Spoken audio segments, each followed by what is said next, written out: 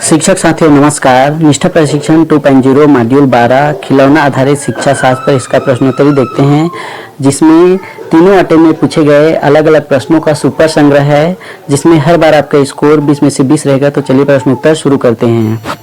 निम्नलिखित में से कौन खिलौना शिक्षा शास्त्र के अंतर्गत नहीं आता है? इसका सही आंसर है कविता लेखन।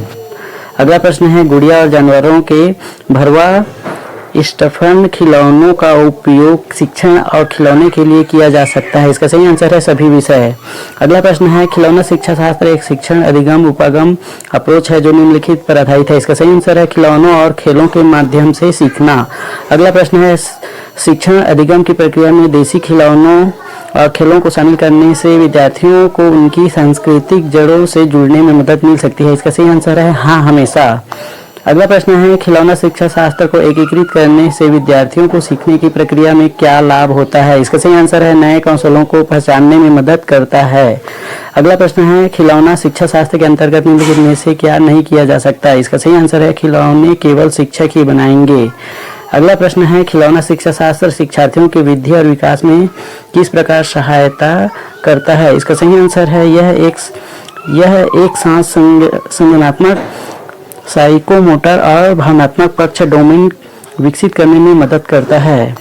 अगला प्रश्न है, खिलौना शिक्षा शास्त्र को लागू करने के लिए निम्नलिखित में से क्या आवश्यक है? इसका सही आंसर है खिलौना शिक्षा शास्त्र पर शिक्षकों का क्षमता निर्माण। अगला प्रश्न है, खिलौना शिक्षा शास्त्र इसमें मदद नहीं कर सकता। इसका सही आंसर है सही उत्तरों को याद रखना। अगला प्रश्न है, खिलौना शिक्षा शास्त्र को कक्षा में बढ़ावा दिया जाना चाहिए क्योंकि यह इसका सही आंसर है दक्षता आधारित शिक्षा की शैक्षणिक आवश्यकताओं को पूरा करता है। अगला प्रश्न है, क्या विद्यार्थी में 21वीं सदी के कौशलों को विकसित करने के लिए खिलौना शिक्षा शास्त्र का उपयोग किया जा सकता है? इसका सही आंसर है हाँ, इसका इस्तेमाल किया जा सकता है। अगला प्रश्न है, खिलौने और खेल बनाने का कौशल माध्यमिक स्तर के विद्यार्थियों की मदद नहीं करेगा। इसका सही आंसर है हाथ से बने खिलौने बेचने में।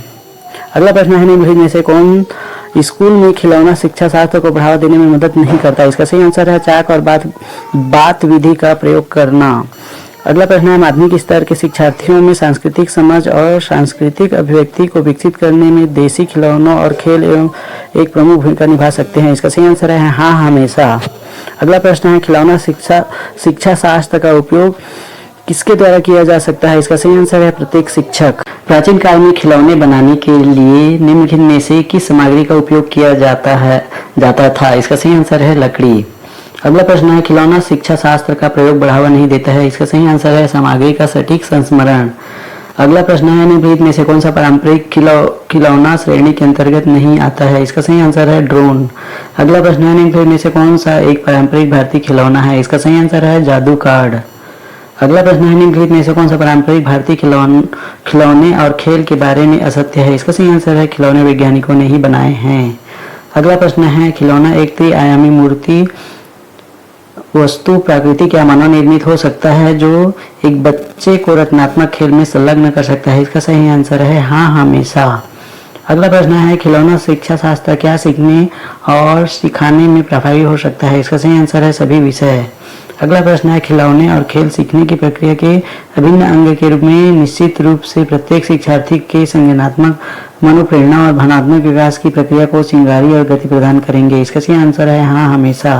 अगला प्रश्न है, खिलौना शिक्षा शास्त्र क्या है? इसका सही आंसर है खिलौने और खेल के माध्यम से सीखना।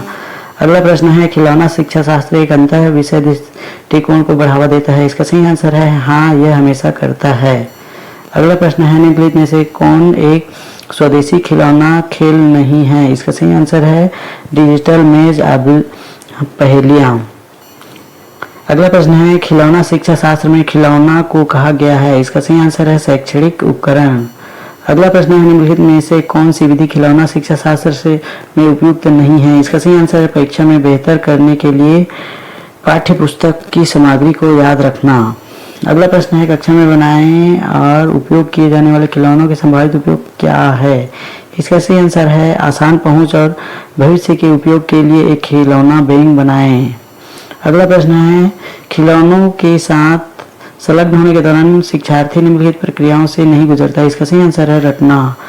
अगला प्रश्न है, निम्नलिखित में से क्या खिलौना शिक्षा शास्त्र द्वारा पूरा नहीं किया जाता है? इसका सही आंसर है विद्यार्थी इस खिलौने बनाने में माहिर बन जाते हैं। अगला प्रश्न है, क्या खिलौने समवर्षीय कक्षा बनाने में सहायक हो सकते हैं? इसका सही आंसर है, समवर्षीय कक्षा के लिए खिलौने उपयोगी उपकरण हैं।